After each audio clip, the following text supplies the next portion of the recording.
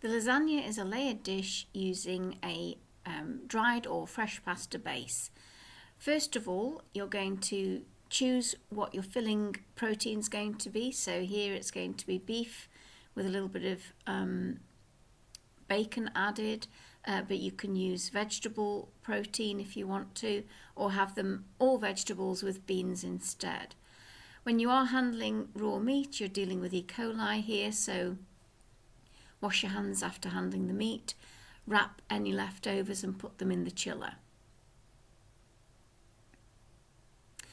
In this particular one, you can see me using leeks, red peppers, mushrooms, carrots. So this could be a complete meal rather than having to have a lasagna meat dish and vegetables on the side. This is how you process a leek to get rid of any of the soil that may be trapped in the layers. Wash it really well and then top and tail it and cut it into half moons. This provides a subtle onion flavour.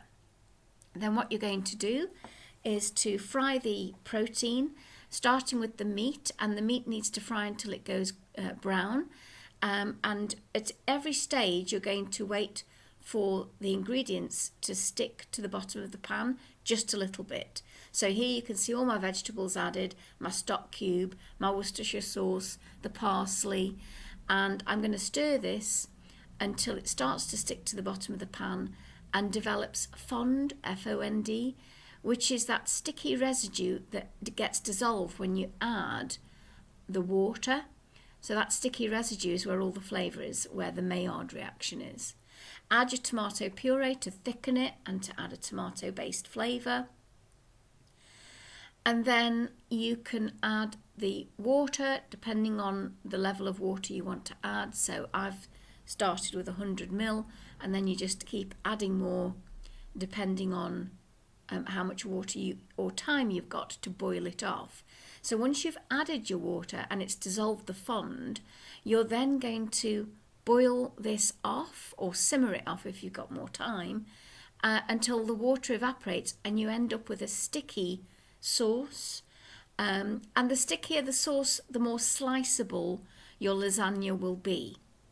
So if you want it to be a soft mound on the plate, then you'd end up leaving a little bit more sauce there, a little bit more water. Then you need to make the Mornay sauce, starting with the bechamel process, which is cornflour and butter into a pan, melting the butter and cornflour until you get a paste. And when you get a paste, that's called a roux, R-O-U-X, you're going to add liquid in the form of milk.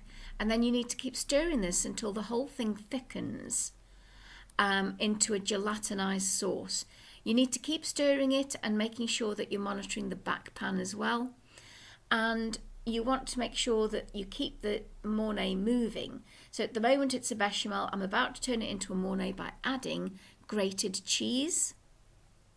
And with a lasagna, you can add the cheese now and then more cheese on top, or just have it as a Mornay flavoured with pesto or mustard and add the cheese as a topping sprinkled on the top. So there's a variety of ways of doing this. So that's the hydration I want, something quite thick.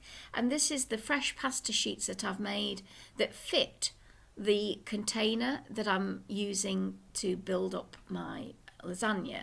So you can see me ripping away parts of the lasagna sheet so it fits neatly in the tin. Then you're going to layer this dish with the Bolognese sauce, a layer of pasta, Bolognese sauce, a layer of pasta, and you keep layering it depending on the size of your container. So here you can see one that I'm about to freeze. So it's a takeaway container that can go from freezer straight into the oven. And this is a great way of making batch produced ready meals.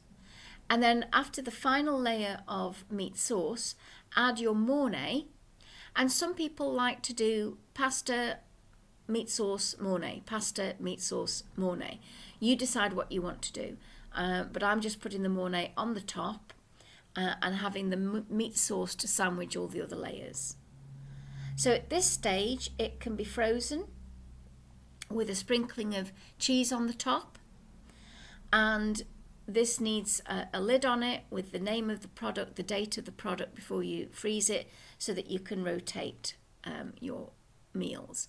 This is it baked, and you can see a nice slice, and this is one where the Bolognese is very dry and it's a sliceable product.